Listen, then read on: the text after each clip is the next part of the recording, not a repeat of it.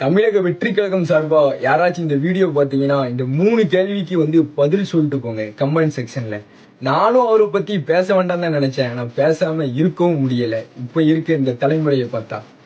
கேள்வி 2024ல கட்சி தொடங்கின விஜய் 2024ல இருந்து 26 வரைக்கும் எத்தனை மக்கள் போராட்டங்களுக்கு கலந்து கொண்டாரு, எத்தனை இடத்துக்கு களத்துல நின்னாரு, எத்தனை பிரச்சனைக்கு குரல் எழுப்பினாரு?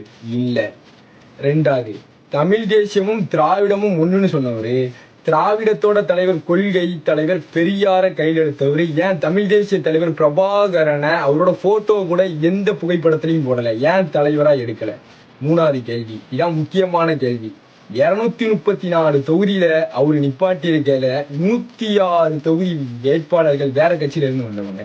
அதுலயும் கஞ்சா, போதை, மது, கொலை, பாலியல் கேஸ்ல இருந்து உள்ள போனவனெல்லாம் வச்சுக்கிட்டு மாற்று அரசியல் பண்ணுவேன் அப்படின்னா எவ்வளவு ஒரு முட்டாள்தனமானது.